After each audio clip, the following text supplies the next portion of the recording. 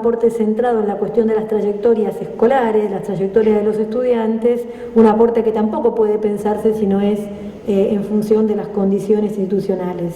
Voy a dejar planteado hoy, y en todo caso extenderme mañana, sobre el hecho de que el trabajo docente es un trabajo no individual, no personal, no doméstico, de las puertas del aula para adentro, aunque muchas cosas ocurran allí, por supuesto, sino que es un trabajo que, aún en lo que allí ocurre, es un trabajo de carácter político, de carácter institucional, colectivo y colaborativo, y que la enseñanza, que es la principal función que el sistema escolar reconoce a los maestros y profesores, constituye una función institucional, y eso tiene consecuencias muy importantes respecto de, bueno, de cómo se puede entender esa tarea. Si uno entiende la enseñanza como una tarea individual, pasan algunas de las cosas que, por ejemplo, planteaba Emilio. Sería enteramente legítimo, desde cierto punto de vista, evaluar el trabajo docente por unos resultados que uno habría obtenido a título individual. Pero la realidad es que las trayectorias escolares, esto que somos nosotros, los que estamos aquí, que somos parte de la población que ha tenido éxito en el sistema, que ha transitado por el sistema y parece que le gustó lo suficiente como para permanecer en el sistema, estos que somos nosotros no somos el resultado de un profesor más o menos inspirado, de una maestra, un maestro más o menos referente, aunque nosotros nos podamos contar nuestra biografía escolar en esos términos, ¿sí? Uno, por supuesto, que puede recordar a un maestro, a un profesor, pero uno está aquí, en parte siendo resultado bastante indeterminado de las prácticas de muchísimas personas en contextos institucionales. No sé si se verá, ustedes lo tienen bien grande, yo acá lo veo medio chico, pero en todo caso, yo puse allí un esquema que utilizo mucho para el análisis de las trayectorias escolares, un esquema que me permite destacar que de los muchos avatares que pueden ocurrir en las trayectorias de los niños, de los adolescentes, de los jóvenes, inclusive de los adultos que estudian en nuestras escuelas, solo algunos de estos avatares constituyen las trayectorias llamadas teóricas, que podrían definirse como ingresar a tiempo, avanzar un grado por año, permanecer en el sistema hasta completar una carrera educativa que está pensada cada vez para más años, cada vez para más tiempo, y por añadidura aprender. Este esquema merece un montón de análisis que han sido desarrollados por las personas que se dedican a investigar sobre las trayectorias escolares. Yo me voy a detener en uno solo, casi en el último, que es que nos encontramos en una situación muy extraña hoy día, donde es posible que un niño adolescente ya convertido en joven haya recorrido el sistema completando una trayectoria educativa continua y sin embargo le pueda ocurrir que aprenda mucho menos de aquello que se esperaba que aprendiera en su tránsito por la escolaridad. Antes de centrarnos en la escuela, yo quisiera hacer algunas precisiones adicionales relacionadas con las trayectorias escolares que dejen de alguna manera planteados algunos temas de discusión. Por un lado, reconocer que sin duda la trayectoria educativa de cualquiera de nosotros no se reduce a nuestra trayectoria escolar. Y no me estoy refiriendo únicamente a la relación entre escuela y crianza, que es una relación, por supuesto, muy importante, sino también a las múltiples oportunidades formativas que tienen lugar hoy día en la medida en que participamos en una sociedad en la cual el conocimiento circula y se produce de maneras cada vez más complejas. La trayectoria educativa nuestra, pero sin duda la de los niños y adolescentes que hoy están en edad escolar, en modo alguno puede reducirse a su trayectoria escolar. Pero el aprendizaje escolar tiene ciertas características específicas, entre otras cosas, por lo menos como ha sido pensado históricamente, por lo menos como está estructurado el saber pedagógico del que podemos disponer.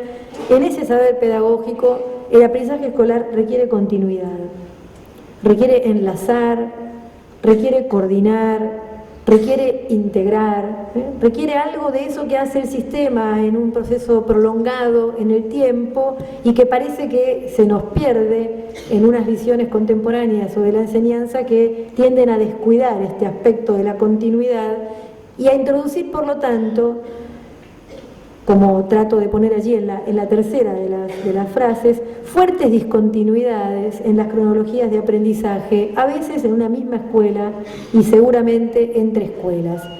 En una institución como esta, y tal vez como algunas de las que trabajen aquellos de nuestros asistentes que no pertenecen a esta institución, quizás no es una vivencia tan cotidiana de la discontinuidad, pero a escala del sistema, y voy a poner después algunos ejemplos, a escala del sistema tenemos una vivencia muy concreta de fuertes discontinuidades en las historias de aprendizaje que construyen los niños y los adolescentes, a veces en una misma escuela y muchas veces entre escuelas, en el marco de trayectorias escolares que se caracterizan por el cambio, por el traslado de una escuela a la otra, de una zona del país al otro, del cambio de turno, cambio de modalidad o lo que fuere. Y también subrayar que la escuela propone a quienes asisten a ella en calidad de alumnos una suerte de régimen de trabajo, regula la posición de alumno, la posición de alumna, aunque no siempre esa posición de alumno o de alumna sea tomada como objeto de enseñanza. Muchas veces la escuela supone que es la familia la que tiene que construir esa posición y que le tiene que entregar a la escuela unos niños o unos adolescentes con las disposiciones básicas para aprender en la escuela. Por supuesto que la familia tiene allí un papel que puede cumplir y que es importante, pero también puede ocurrir que ese papel no pueda ser cumplido por falta de tradición escolar o por una cantidad de circunstancias que en este momento no estamos en condiciones de explayarnos para comentar, y la escuela muchas veces se posiciona frente a los estudiantes casi como si estos debieran traer la posición de estudiantes y esta no fuera objeto de enseñanza. De modo que antes de entrar a la escuela, y esto ya es una entrada a la escuela, es cierto que hay muchas cosas para pensar en el afuera de la escuela, pero una vez que estamos adentro de la escuela y trabajando en ella, quizás una de las primeras cuestiones a subrayar, una de las primeras tareas institucionales que tenemos los maestros y los profesores, es contribuir a construir en aquellos que asisten a la escuela en calidad de alumnos esa posición. No es una posición natural, es una posición que se construye. En ese sentido, me gustaría plantear, sin desmedro de que se puedan hacer consideraciones acerca de obstáculos que son de otro orden, de orden social, de orden cultural, hasta de orden político, a las trayectorias escolares, yo quiero centrarme en algunos obstáculos que son específicamente pedagógicos, en el sentido de que ocurre en el marco de la escuela y tiene mucho que ver con la docencia como profesión. Por un lado, referirme a prácticas institucionales y a culturas profesionales que en ocasiones son contrapuestas a la educación como derecho. Nosotros tenemos hoy día un marco normativo y una mirada sobre los sistemas escolares en los cuales la idea de la educación como derecho ha ganado espacio y tiene cada vez más sustento y más, yo diría, más validez a nivel social. Y sin embargo todavía existen en el sistema sectores del sistema que desarrollan prácticas, porque están apoyadas en ciertas culturas profesionales, que no necesariamente acompañan esta idea de la educación como derecho.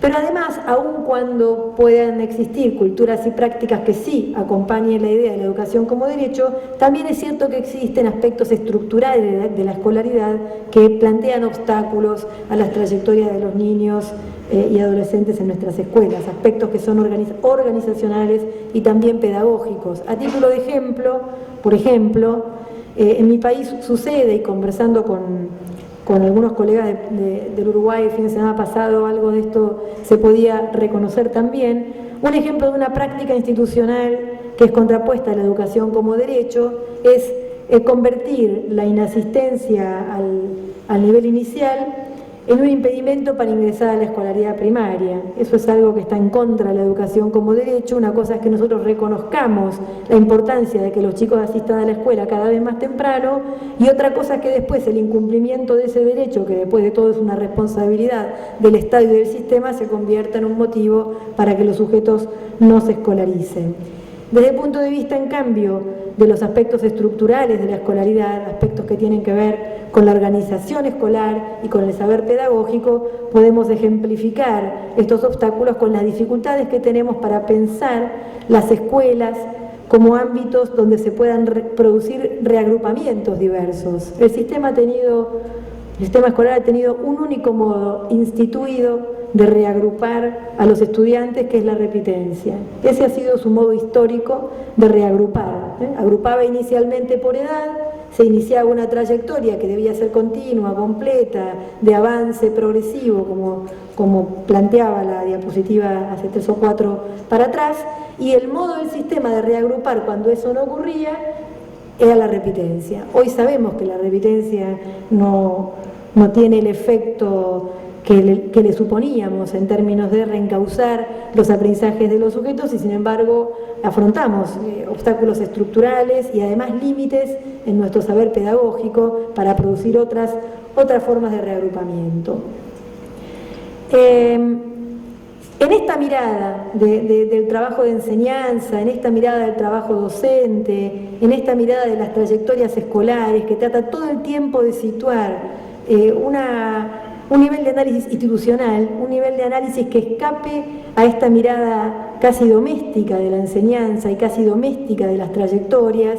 Si el docente enseña y el alumno aprende, las trayectorias progresan, y si el docente no enseña bien o el alumno no pone lo que tiene que poner para aprender, entonces las trayectorias no progresan, con completa abstracción de las condiciones en que tiene lugar la enseñanza y el propio aprendizaje. Nosotros, instalando una mirada institucional, tendríamos que poder redefinir lo que en términos escolares se llama el riesgo educativo. Yo puse allí una frase de McDermott que me gusta mucho, que me sirve para analizar el problema del llamado riesgo educativo, otra vez para situarlo en términos institucionales. Dice McDermott: obsérvese que no negamos que por la razón que sea, algunos niños aprenden más lentamente que los otros o de una manera diferente. Se trata solo de que, sin los arreglos sociales que atribuyen importancia a los ritmos diferenciales de aprendizaje, la discapacidad de aprendizaje no existiría.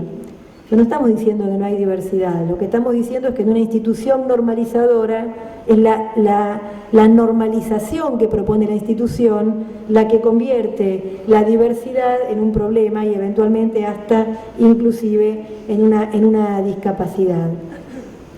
Yendo muy rápido porque el tiempo apremia, si nosotros tomamos una perspectiva institucional del riesgo educativo, como hemos tomado una perspectiva institucional de la enseñanza, deberíamos propiciar entonces el desetiquetamiento, de grupos enteros de niños y de adolescentes. Ayer yo les preguntaba a mis estudiantes en la Universidad Nacional de General Sarmiento cuánto tiempo de atención creen ellos que son capaces de prestar los niños de 6 años al inicio de la escuela primaria a una clase, y al principio me daban unas respuestas muy afirmativas, 5 minutos, 2 minutos, eran unas respuestas muy poco promisorias para la posibilidad de aprender, hasta que pudimos llegar a un depende, ¿no? Depende de muchas cosas,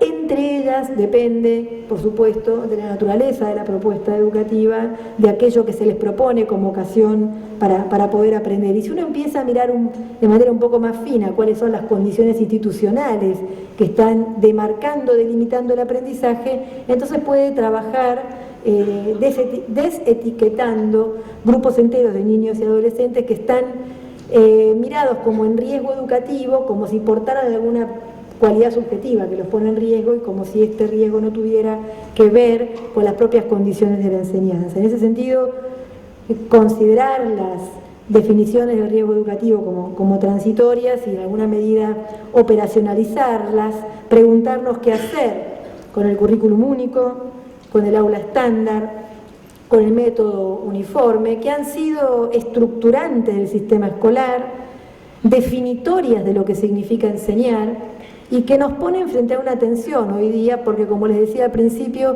estamos en un momento interesante, estamos en un momento promisorio, pero es un momento que estamos enfrentando con un saber pedagógico construido bajo este modelo, bajo el modelo de un currículum único, de una metodología uniforme de trabajo y de un aula considerada como aula estándar. Ahora, esta pregunta de qué hacer ¿eh?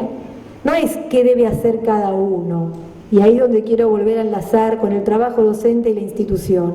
No es cómo le encuentra la vuelta a cada uno de nosotros, sin quitarle a ninguno de nosotros la responsabilidad que nos cabe en el trabajo de enseñar. Yo quiero insistir en la definición que propuse al principio, de este trabajo de enseñar como un trabajo de carácter colectivo, de trabajo colaborativo, y como una función, esta de la enseñanza, que es una función institucional. La próxima filmina que voy a poner, la quiero explicar antes de ponerla, porque si no los datos les van a traer lo suficiente como para no escuchar la explicación que va en paralelo.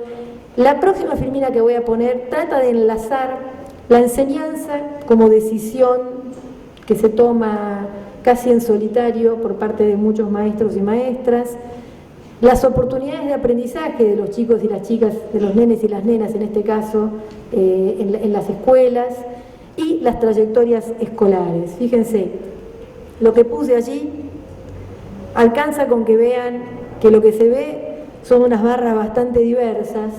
En esas barras bastante diversas yo estoy tomando las decisiones, estoy ejemplificando, representando de cierta manera las decisiones que han tomado 7 maestros rurales en 4 escuelas distintas, en 601 actividades de aprendizaje numérico que les proponen a los chicos. Si ustedes miran esto y ven la variedad de las barras hacen referencia a distintas variables del conocimiento numérico, por ejemplo, a los conocimientos básicos, por ejemplo, a los problemas aritméticos, por ejemplo, a los aspectos multiplicativos del sistema de numeración. Ahí hay 6 variables en las cuales, en una investigación que estamos llevando a cabo, nosotros agrupamos los conocimientos numéricos. Si ustedes miran, 7 maestros de primer ciclo rural en mi país, primer ciclo es primer grado, segundo grado, tercer grado, toman decisiones extremadamente diversas acerca de qué es lo que los chicos tienen que hacer cuando aprenden matemática. ¿Por qué pasa esto? Bueno, pasa esto porque, a pesar de lo que estamos diciendo aquí, persiste de alguna manera una definición del trabajo de enseñanza como una definición enteramente individual. Existen currículos, pero no parecen regular la actividad docente. Existen inspectores, supervisores que van al sistema, pero no parecen incidir en aquello que tiene que ver con el meollo del trabajo de enseñar, que es promover situaciones para que los chicos puedan aprender.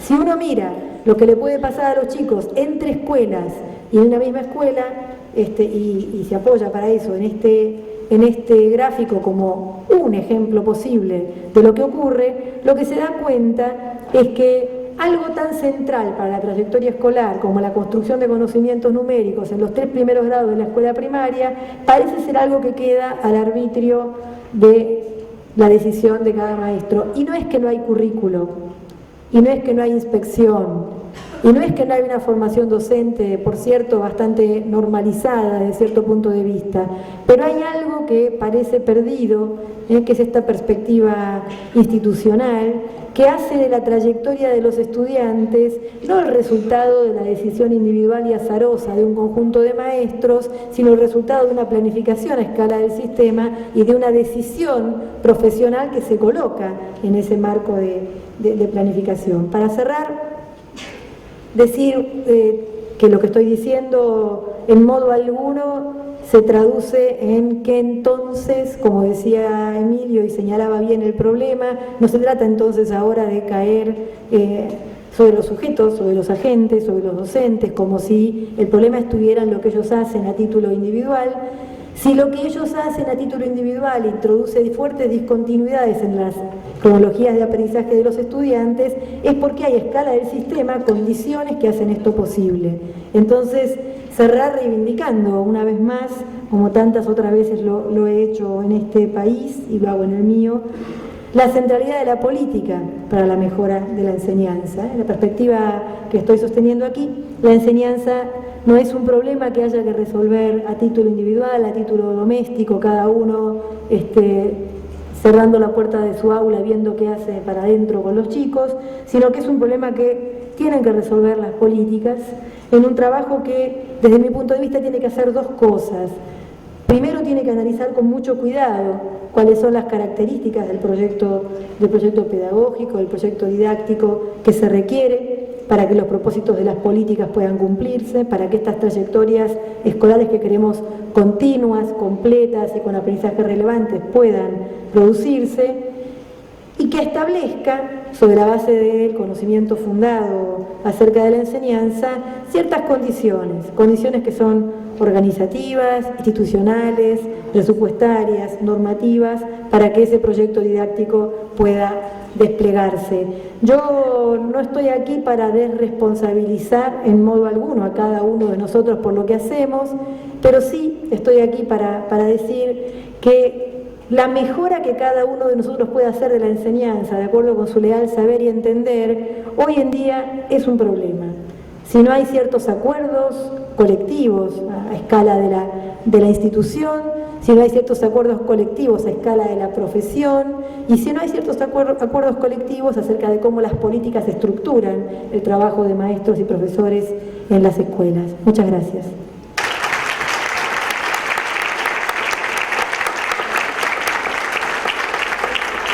Un agradecimiento a Flavia y a todos los panelistas, y vamos a leer ahora algunas de las preguntas. Voy a empezar por esta general, que es para el profesor Teti Fanfani, que dice: ¿cómo hacemos para que el aprendiz se involucre con el aprendizaje?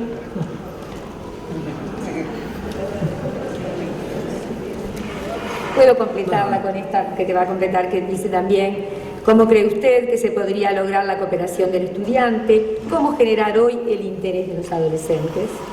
El problemita, ¿no? Sí. Pero primero insistir que sin esta, yo le llamo demanda de conocimiento. Saben ustedes que el conocimiento es un capital, ¿no? Es un capital en el sentido que es riqueza que produce riqueza, que cada vez más central en las estrategias de reproducción social. Las familias se están dando cuenta que ya no basta la herencia. Incluso aquellos que tienen capital económico, tierras, acciones, propiedades, saben que no les basta heredar a las generaciones siguientes, a sus hijos, las riquezas, sino que también los mandan a la universidad ahora, cada vez más. Todos los ricos ahora mandan a sus hijos a la universidad, cosa que no era así hace 50 años. El tema es que este capital, es curioso, los que están desposeídos de este capital no lo demandan, no tienen conciencia de que gran parte de su situación de subordinación en la sociedad se debe a la ausencia, digamos, a la desposesión de capital cultural. En el capitalismo agrario, los no propietarios, los que trabajaban la tierra, eran conscientes de que en gran parte de sus padecimientos se debía a que no eran propietarios de la tierra y lucharon por la apropiación colectiva de la tierra. Se movilizaron, incluso hoy hay movimientos, los sin tierra, y luchan por la tierra, incluso tuvieron éxito. Si uno tiene poder político, puede repartir la tierra, se hacen las reformas agrarias, etc. Con el conocimiento es un problema, porque en primer lugar no siempre el excluido de la cultura tiene conciencia de lo que está excluido, no lucha por la cultura. Ustedes han visto, por ejemplo, un movimiento en Uruguay por la matemática. Queremos matemática, que nuestros hijos nos enseñen matemática. No, queremos escuela, queremos título, queremos que creen la universidad acá en mi pueblo, que creen un secundario. Sí, se moviliza la gente porque todavía confunde escolarización con conocimiento, ¿no? Que, como decía Flavia, después de terminar los ciclos escolares los alumnos en América Latina, y es un problema a los que no terminan. Entonces tenemos que preocuparnos por los que no terminan, pero también tenemos que preocuparnos por los que terminan y no aprenden. Pero este capital, que es el conocimiento, se distingue de aquellos otros capitales porque el que está excluido no lo demanda. Si no hay demanda, no hay aprendizaje, no hay interés. ¿Cómo hace un maestro democrático que está convencido que si este chico no aprende a calcular, no sabe cálculo de probabilidades, no va a poder ser ni remisero, ni autónomo, ni tener una tienda, un almacén? Que necesita tener lenguaje, competencias expresivas, por ejemplo, poder poner palabras a sus demandas, sentimientos, necesidades. No tenga que estar delegando en ciertos líderes que hablen en nombre de él y después hacen sus propios intereses hablando en el nombre de los demás. Bueno, ¿cómo se hace esto para despertar el interés por el conocimiento? En primer lugar, tomar conciencia de que el interés no es algo innato. Porque yo he tenido debate con amigas comunes acá, pedagogas, que me decían: no, pero el ser humano es naturalmente, está inclinado al aprendizaje y al conocimiento. Sí, es una libido cognoscendi, como se dice en latín, ¿no?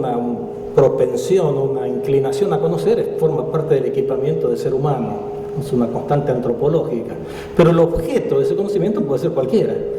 Hay gente que orienta su líbido a conocer y aprenderse el nombre de todos los jugadores de fútbol de todas las selecciones de Uruguay y quién metió todos los goles en todos los partidos, los nombres y las vidas y obras de todas las vedetos, de los artistas, y otro se dedica a la matemática. O sea, ese libido la puede orientarse a distintos objetos. Y hay que reconocer que hay objetos que son más nobles, entre comillas, más poderosos que otros. Ahora, ese objeto, el orientarse hacia un objeto específico, eso tendría que ser tarea, es social. Entonces eso tendría que ser, muchas veces la familia hace eso, y orienta a chico hacia el violín, hacia el violonchelo. Uno dice, ¿cómo llego al violonchelo? ¿O por qué se llegó al piano? Hay condiciones sociales para que ciertas predisposiciones al arte se efectivicen. Entonces, una escuela democrática es cierto, tiene entonces que desarrollar el interés. En primer lugar, algunas cuestiones básicas que en las discusiones con docentes hemos trabajado, la experiencia internacional, conocer el interés de los alumnos, conectar la matemática o los contenidos del programa con los intereses de los alumnos, por lo cual supone conocer esos intereses. Entonces, eliminar esta percepción que está tan difundida entre los colegas docentes, bueno, de todos los niveles, superior también. A estos chicos no les interesa nada. A mí esa frase terrible, ¿no? Los chicos no les interesa nada. No les interesa nada lo que tú le estás contando. A ustedes no les interesará nada lo que yo estoy diciendo acá, pero no quiere decir que no tengan interés, ustedes tienen otros intereses. Entonces, un poquito creo que conocer al alumno, me parece que eso es todavía me parece que es un